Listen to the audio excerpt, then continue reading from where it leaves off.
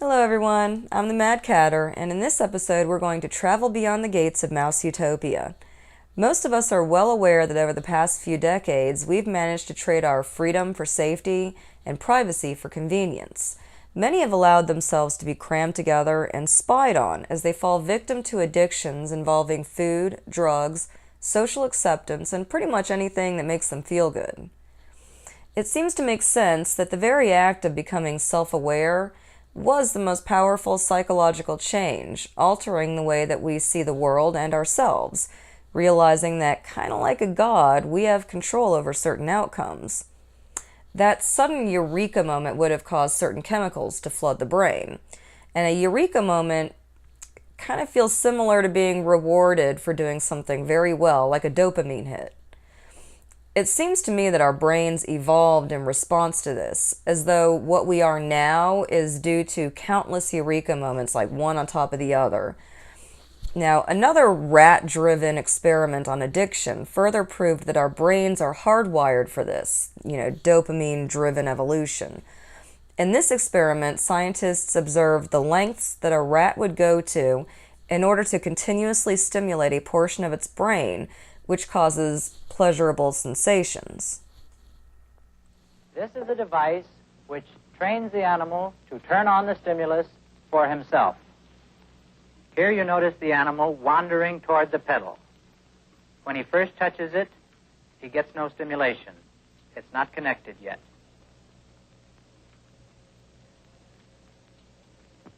Then, one time he touches the pedal, it does turn on the stimulation. You can see the lights go on. Now, the interesting thing about the old stimulation, the rewarding stimulation, was the strength of it. It was somewhat different than rewarding stimulation for food and water in that there was no satiation. Animals would continue for hours and hours and didn't seem to satiate. They didn't feel full. They would just keep doing it for long, long periods of time. They would do it to exhaustion. Now, I will electrify the grid. The animal must cross an area that gives a very painful shock to the feet in order to get to the pedal and stimulate the brain. And a rat wanting brain stimulation would brave a shock stronger than even a starving rat would brave to get food. This shows a rat is willing to pay a very high price in order to get to the pedal. Human addicts will pay just as high a price for their rewards. Now, seeing this experiment was similar to watching a person who's addicted to hard street drugs. The rat spent all of its time pushing this button to make itself feel good sensations, as opposed to socializing, eating, drinking, or sleeping. You almost look like you're smiling a bit. Are you? Oh, no, I might. Heath implanted electrodes in the brains of chronically depressed patients, hoping to stimulate pleasurable sensations. I guess I've cracked up all the way. I don't know. I mean, that's the reason you're smiling. Probably. Or you look like you're really... What are you laughing about? I don't know. Huh? What are you doing? Doing something to me? Not surprisingly, the experiments were controversial, but the electrodes did have an effect, especially near an area of the brain called the nucleus accumbens. Heath even let his patients control their own stimulation. I find this button the best. That's number 2 button. Most pleasurable. Mm-hmm. How do you feel? I made a small joke yesterday. I don't know if I should repeat it or not. I'd like to hear it. Do you think it's worth repeating? What about the very deep, deep electrode all the way down? You're trying to tell me how it excites you, is that it? Oh, I think it's somewhat of a sexy button. Oh. Is that why you said it went all the way down? Perhaps we get pleasure from drugs because they stimulate the same brain areas as sex and food. If this behavior goes unchecked, it could lead to tragic consequences, from a short attention span and the inability to focus to self-neglect-induced death. Several junkies blatantly shooting up out in the open. Others slumped along the corridors. This is San Francisco's Civic Center station. We sent KPIX 5's Wilson Walker to ask the mayor and BART, what are you doing about all of this? Open IV drug use, unconscious men and women, piles of vomit on either side of the hallways. This is a morning walk through the Civic Center BART and Muni station. And one morning, I got to pull out the camera. I got to show my friends this. They're not going to believe it. And over the course of a week, Shannon Gafford documented his trip to work. You may find the video shocking. You may find it routine. Every day, every morning, 5:30, 6 o'clock. I mean, you can see there's dozens of them. And needles everywhere, crack, heroin. It's a real concern for our riders, and we appreciate that. Now that is some scary crap.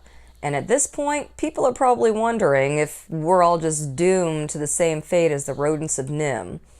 Now, those with no confidence in human nature would find rather questionable ways to save mankind. Very, shall we say, unkind ways. Even these intellectuals likely believe they're doing what's right. Tough love for the sake of our future. As an example, some people might point to the Georgia Guidestones, which suggest that humanity maintain a population of 500 million, or the artwork that was once displayed in the Denver airport, depicting what many believe is a warning of a future war which will leave many children without parents to start a new world. Could it be that self-awareness as our one saving grace, our redeeming quality? This could be a kind of a mental tool designed to save us from a human behavioral sink or societal collapse. Unlike the rodents, there are people among us who are aware of this very possible outcome. And some of these people have taken advantage of this knowledge and figured out a way to avoid some of the most unpleasant aspects of this behavioral pattern while at the same time maintaining control over the populace. Because of the internet, we have the ability to not only socialize, but learn and continue evolving, at least to a certain extent. Instead of just being glassy-eyed and stupid, as the clip from the last video described some of the rodent subjects, humans still have the opportunity to make cognitive advancements. Unfortunately, at the moment, there aren't many who seem to be choosing this route. Sometimes it seems that humanity will eventually become this guy. I'd like to tell you that I know the fate of man, or that I've discovered some surefire way to avoid this outcome. But there is something I learned while studying business, which is that word of mouth is the most powerful marketing tool you'll ever find, and it's free. Spread awareness and knowledge by planting ideas like seeds, which in their own time may grow to bear the fruit of further evolved ideas. It's suggested by Alex Sandy Pentland that good ideas can be spread through social physics. Would you like to say a few words about the nature of social physics and maybe give a couple of examples? Well, social physics is this phrase that's a couple centuries old. This idea that we could use statistics to understand the evolution of culture. And that's why we have, for instance, a census today in our country. But it sort of died out because they didn't have the math and they didn't have the data. Yeah. But now we have all this data about human behavior, and we have much more sophisticated math. Yeah. And so we can take things that are actually a little bit like particle physics.